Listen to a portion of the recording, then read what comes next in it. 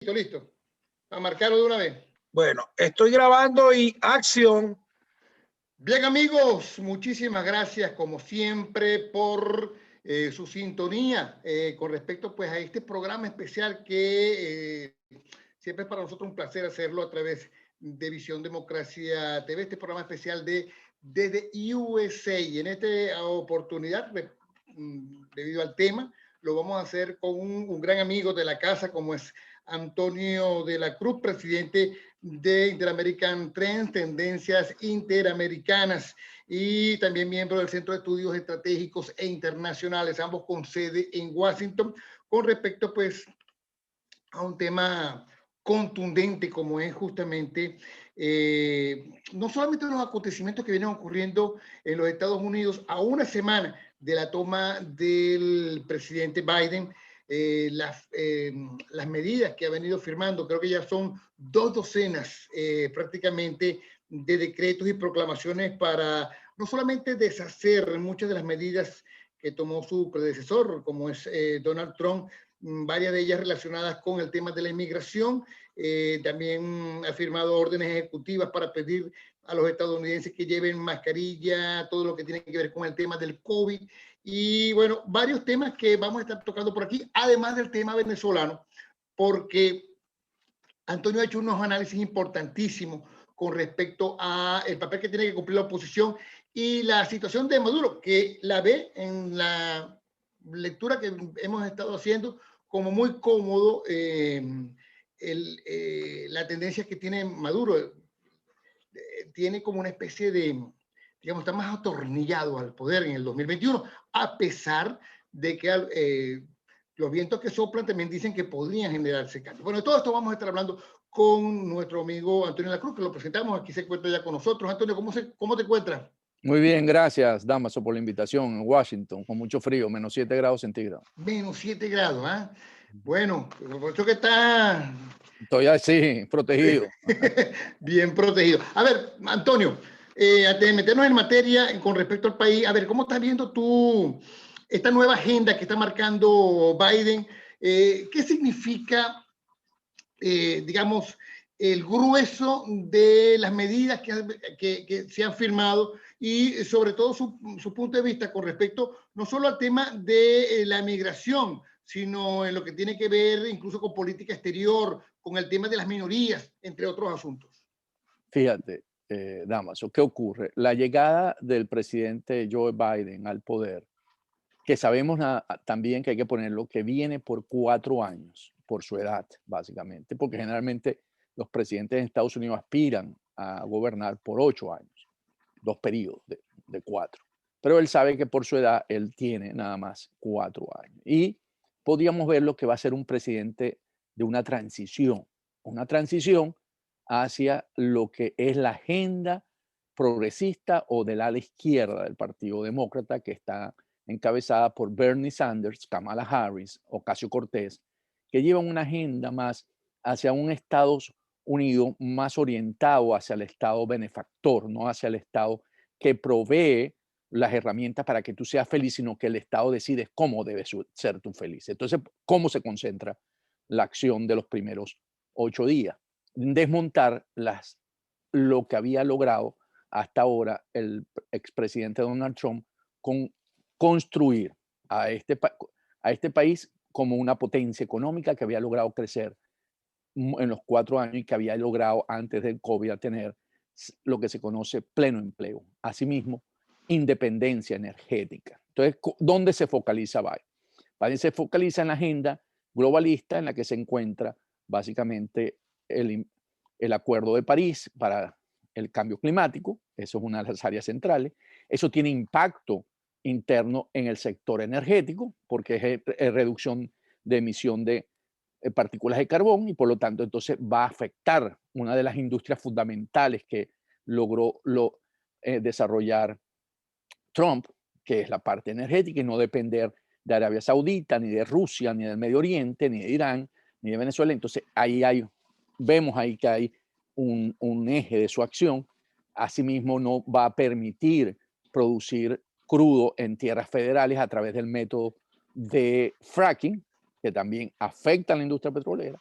y tampoco va a permitir explorar y hacer extracción de crudo en aguas profundas. Entonces vemos que Biden contiene ahí a los Estados Unidos. Eso va a traer impacto, que podemos ver más adelante después en otro programa, a la economía estadounidense. También vemos, de hecho, él corta el oleoducto que viene, que estaba programado desde Alberta, Canadá, hasta el Golfo de México, y ahí está afectando directamente a 10,000 trabajadores. Entonces, dejemos eso ahí. También se concentra en el tema del muro. Ese tema es duro, sí. También se concentra en la parte de las minorías, de la parte, quiere revivir y sacar ¿cómo se llama? Quiere abrir una caja de Pandora con la parte racista, o algo que yo no logro entender, Damaso, porque yo no veí en la parte, aunque lo acusaran de supremacista, un ataque hacia la parte negra en los Estados Unidos. Entonces, viene con una agenda muy acelerada porque él quiere consolidar su base electoral en ese segmento, que es el que en la elección de Hillary Clinton le dio el gane a Trump porque no salió a votar. Entonces viene una agenda muy fuerte hacia ese segmento de la población. Dime, Damas.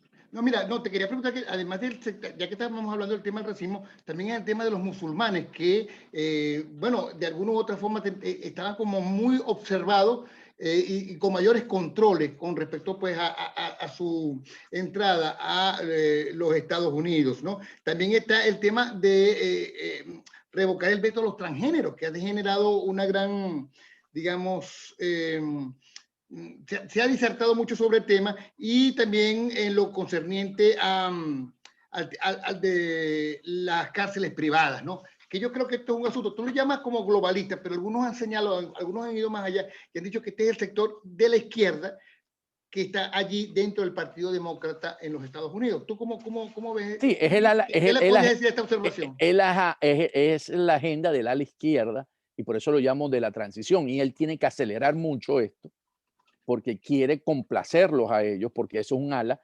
radical dentro del Partido Demócrata. Que lo llevaron al triunfo, reconoce que lo llevaron al triunfo.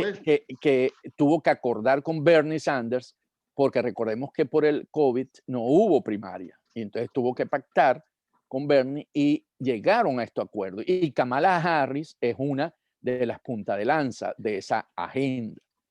¿Cómo lo veo? Por eso digo, es la transición para después tener a Kamala en el 2024 como la candidata presidencial, y que apuntalaría más esta agenda de la izquierda del Partido Demócrata. Entonces, Joe Biden se ve como la transición y por eso está tomando todas las decisiones, porque él no está jugando para un periodo posterior, sino que le está dejando el camino abierto para que Kamala pueda después, en los próximos, si resultase electa, terminar de consolidar esta agenda. Esto es una agenda que definitivamente favorece a China dentro de la supremacía mundial. O sea, nosotros con esta agenda lo que vamos a ver, en mis estimados, es una China posicionándose como primera potencia en los próximos 6 años. Mucho más, si se esperaba que fuera en los años 30, 35, esto está recortando esa primacía porque le está cediendo espacios.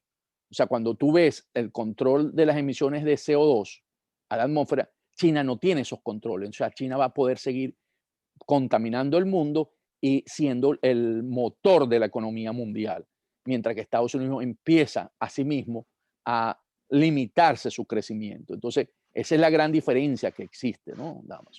Mira, esto quiere decir que son dos agendas contrapuestas, totalmente diferentes, es decir, cambió completamente el rumbo. Creo que ¿cuánto? 180 grados en esta última semana, en esta primera semana de Biden.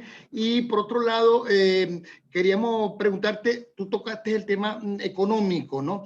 Y era una emergencia prácticamente en el 2020, porque estaba muy bien Trump en los últimos 3 años, pero justamente con la situación del COVID, todos sabemos el conflicto económico que hubo, no solamente en Estados Unidos, sino en todo el mundo.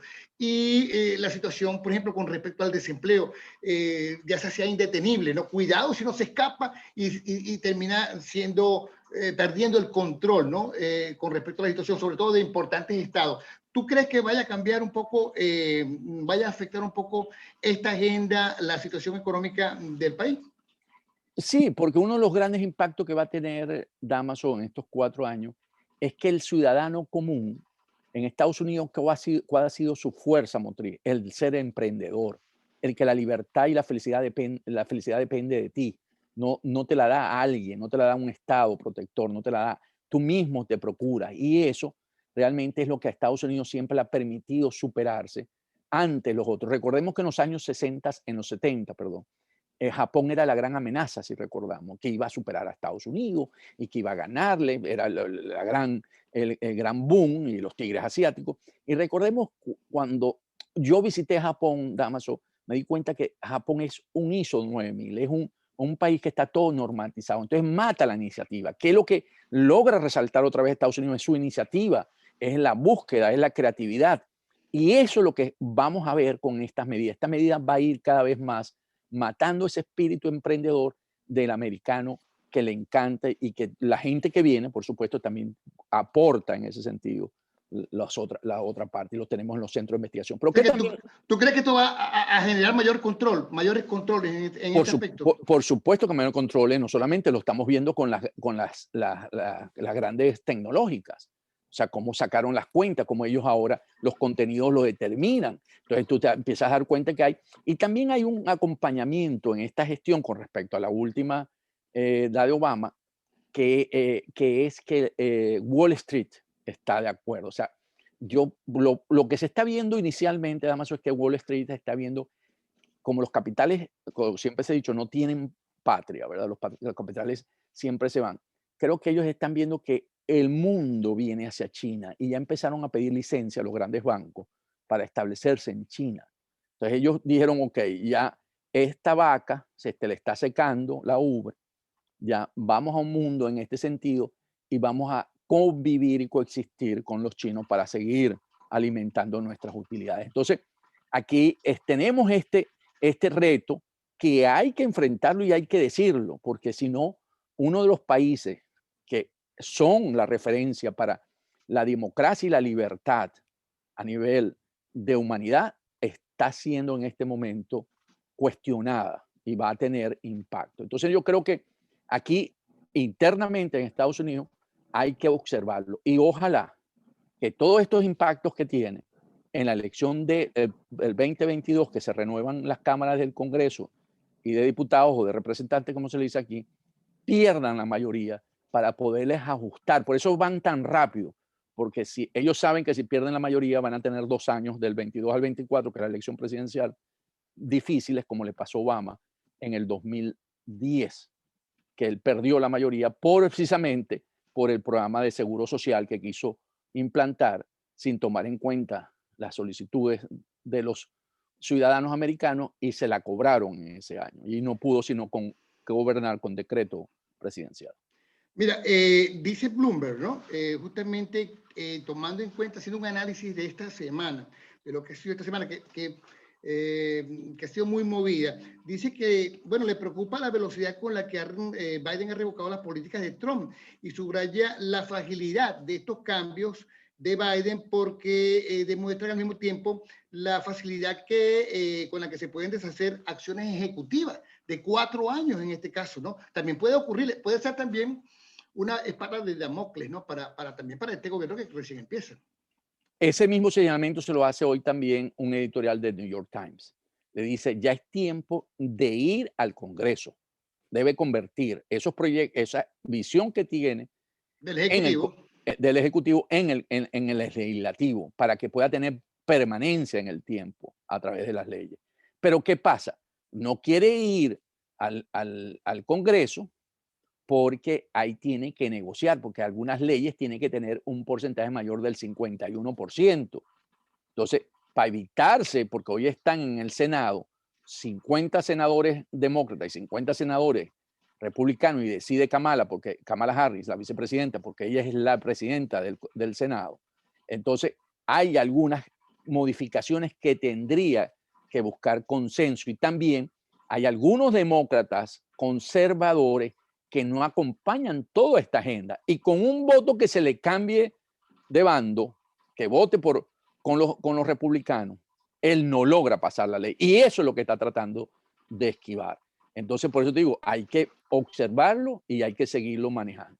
O sea que la política va a estar muy movida en estos 2 años, ¿no? Aquí en los Estados Unidos con respecto a estos temas que van a estar fluctuando, porque mientras que el Ejecutivo, no solamente el Ejecutivo, este sector que tú llamas globalista va a intentar hacer unos cambios de 180 grados, pues también va a obtener una resistencia fuerte en todo caso, ¿no? De parte del Congreso y de los norteamericanos que están en contra de esta situación, ¿no?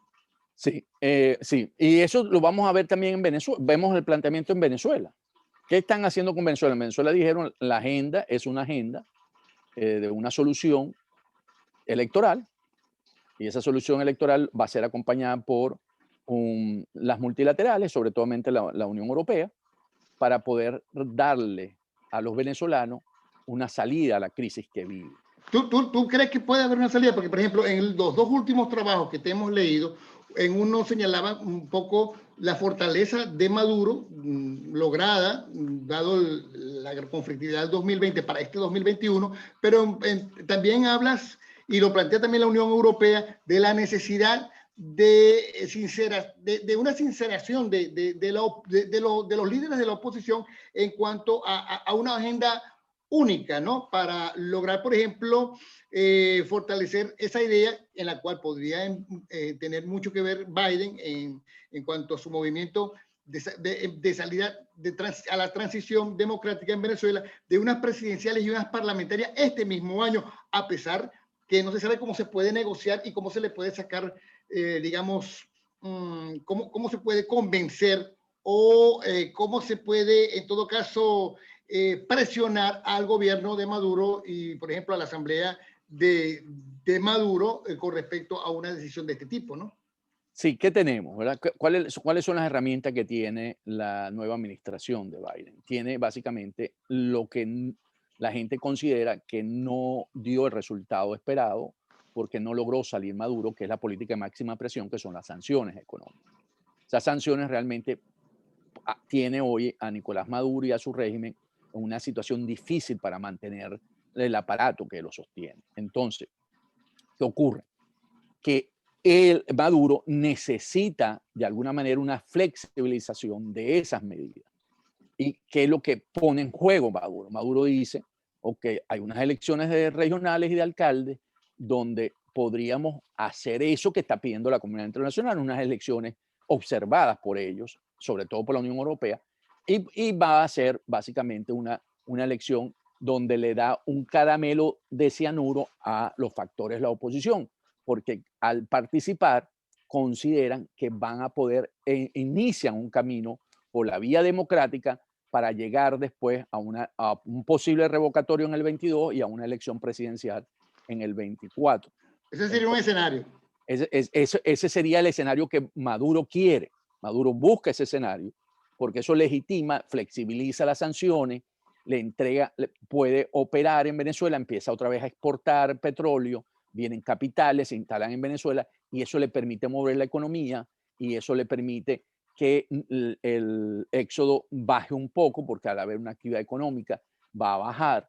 Y entonces, en ese sentido, esa es la apuesta de Maduro, pero es con la Unión Europea, con Borrell, Josep Borrell, para la observación de esa. ¿Por qué? ¿Qué pasa? Porque la elección 2018 presidencial de Maduro y la 2020, del 6 de diciembre, el cuestionamiento es un cuestionamiento de legitimidad de origen.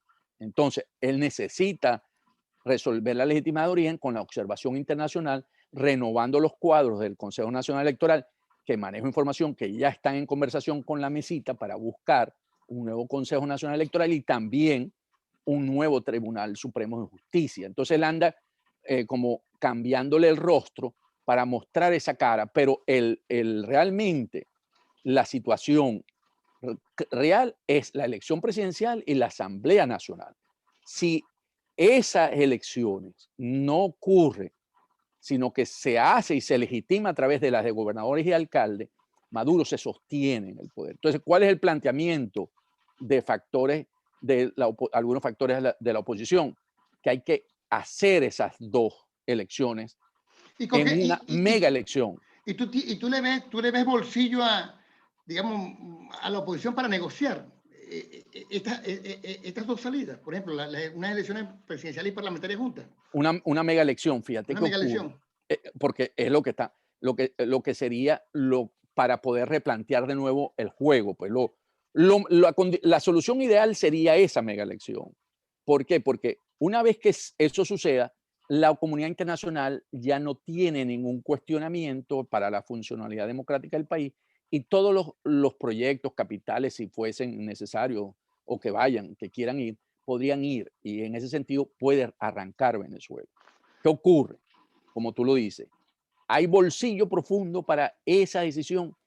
Depende de cómo la unidad lo plantee, la oposición de la unidad, porque ahí viene la pregunta que tú iniciaste, que dice que no se ve una unidad de propósito. Si no hay una unidad de propósito y de dirección que aglutine a todos los bloques de la oposición, y estamos hablando aquí al bloque que hoy se llama que quiere votar, al bloque del interinato y al bloque que cree en la responsabilidad de proteger, que es una intervención humanitaria con fuerzas militares internacionales, va a ser cuesta arriba, porque básicamente lo que Maduro está logrando cuando la Unión Europea, los países, pues no el Parlamento, no reconoce a Juan Guaidó como presidente interino, es debilitar su posición.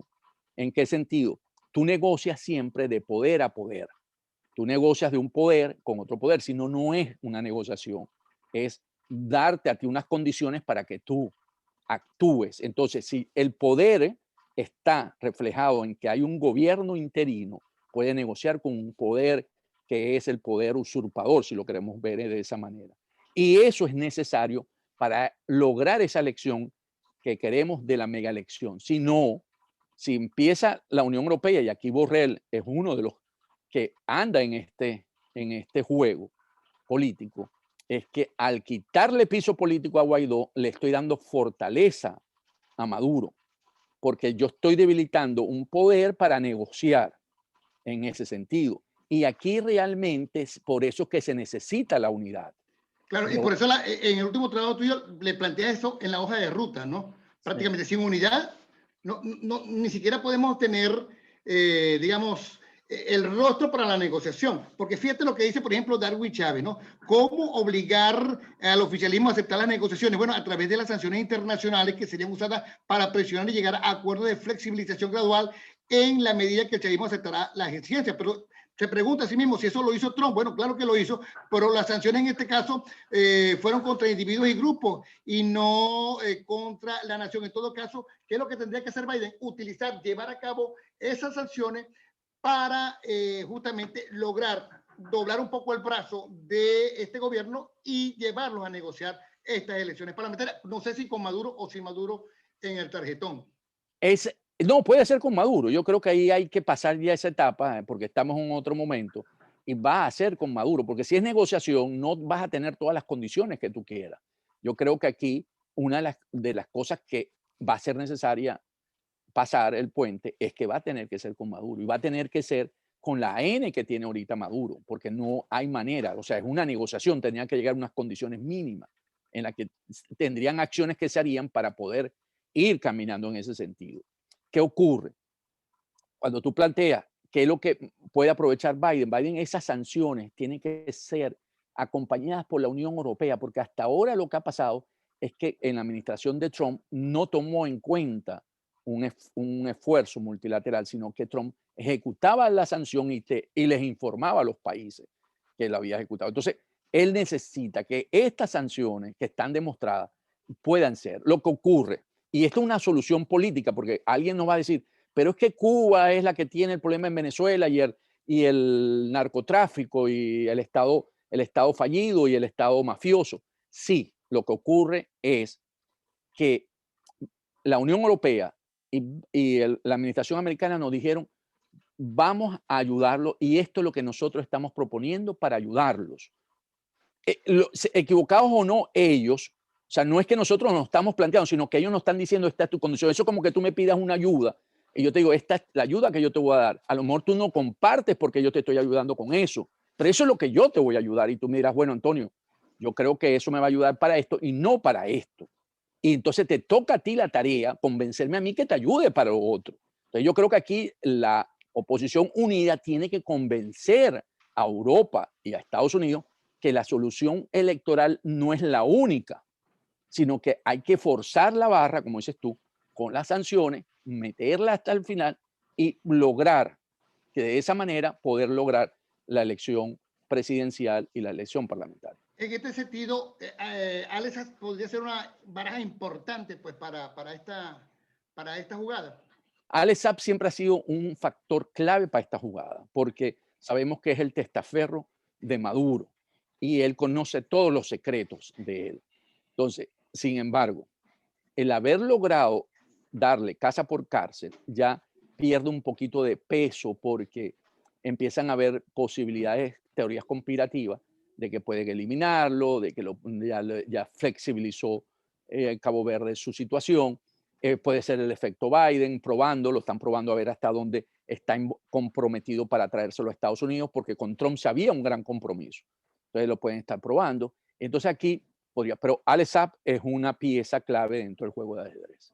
Mira, no queremos finalizar el programa sin antes analizar un poco esas últimas declaraciones de Trump en la que prácticamente sale montando ya una oficina como opositor, el presidente opositor a este gobierno desde Florida, desde Palm Beach específicamente, ¿no? ¿Cuál crees tú que va a ser el papel? Todavía no tiene apertura, pero algunas informaciones han sido coladas a través, por ejemplo, de redes sociales como Twitter y desde Facebook, ¿no? A ver, se habla de un canal, de alguna u otra manera, ¿cómo va a recuperar la voz a pesar de que lo quieran o no, muchos medios van a estar pendientes del show que significa Trump para cualquier elemento, cualquier situación política en los Estados Unidos? Te la pongo fácil. En el impeachment o juicio político que le están haciendo, el segundo, ya 45 senadores republicanos dijeron que no lo van a acompañar. O sea, no van a tener los 67 votos que se requieren para enjuiciar a Trump. O sea, Trump sigue siendo la fuerza que dentro del partido republicano. Entonces, Trump, en ese sentido, va a seguir jugando, va a seguir haciendo política con esta, porque recordemos que aquí se montó Biden, pero arrancó la campaña para el 2022, tanto de senadores, representantes y de gobernadores. Entonces, arrancó una campaña electoral donde Trump va a tener un rol que jugar y por eso monta la oficina. Yo creo que Trump realmente es un factor que va a seguir actuando en política en los Estados Unidos porque el impeachment no lo va a inhabilitar. Pero no va, ¿tú crees que vaya a tener injerencia en el partido republicano? Porque muchos de los republicanos de alguna u otra manera pues le han dado la espalda, ¿no? ¿Crees por ahí la teoría de que va a sacar otro partido? No, ¿Tendrá fuerza ese otro partido? No, porque un tercer partido. Hacer otro partido en Estados Unidos no funciona. El sistema político estadounidense es bipartidista.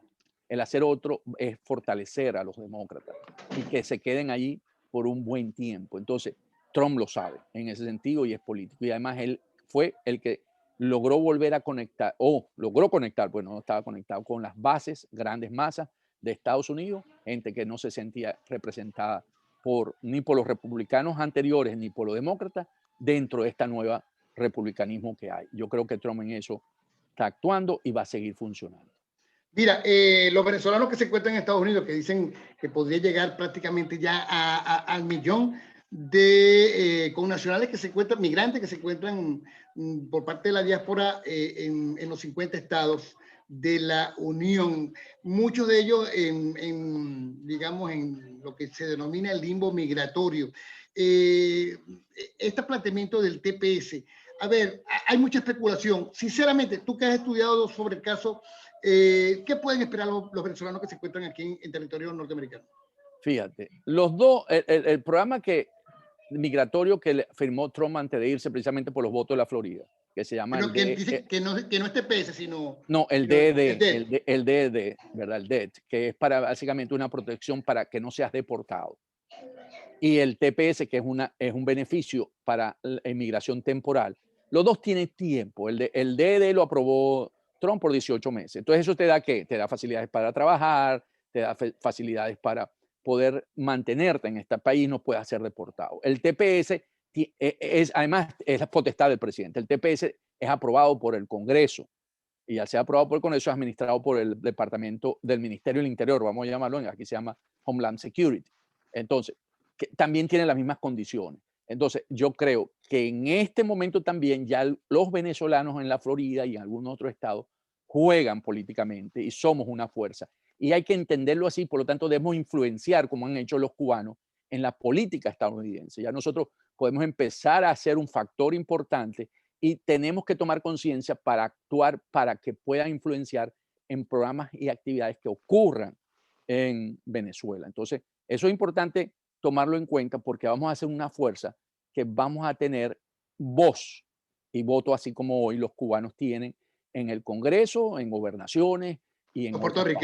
puertorriqueños ¿Okay? también, bueno, sectores hispanos. O sea, por Entonces, lo menos yo creo que esto que viene es muy importante. Y antes de cerrar, quiero decir algo. Sí, la mega elección no se puede dar y quieren la... Con respecto a Venezuela, esto con respecto a Venezuela. Con respecto a Venezuela. Y esté dado las elecciones regionales y de alcalde, yo creo que la mejor solución para unirnos todos otra vez es luchar para el 2022 ir al referendo revocatorio de Maduro. Porque de otra manera no vamos a poder salir de esto, porque la solución es validar y certificar la elección presidencial y la parlamentaria. Muchísimas gracias, Antonio. Antonio de la Cruz, presidente de Interamerican Trend, Tendencias Interamericanas, y también miembro de uno de los tanques de pensamiento más importantes aquí allá en Washington, donde se encuentra él, como es el Centro de Estudios Estratégicos e Internacionales, por su participación esta semana pues, en el programa Visión Democracia TV a través de desde USA. Muchísimas gracias, Antonio, por esta nueva oportunidad pues, que nos da para conocer un poco de detalles, ¿no? Sobre, bueno, los intrínculos y todo lo que tiene que ver con respecto al análisis de la situación norteamericana y, por supuesto, de su injerencia en Venezuela. Muchas gracias, Damaso, y un placer estar en el programa. Bueno, muchísimas gracias, amigos. Espero pues que pueda ser de su agrado pues este programa especial con respecto a este tema, ¿no? Como lo dije, de lo que viene pasando en los Estados Unidos y de alguna u otra manera, digamos, su influencia en la situación venezolana. Nosotros nos despedimos hasta una próxima oportunidad. Recuerden, mi correo, @Damaso Jiménez. Bueno, también el de Antonio de la Cruz para que le responda, ¿no? @andelacruz piso, ¿no? Y por supuesto de Visión Democracia TV, @Visión Democracia TV a través del Instagram. Así que bueno, muchísimas gracias.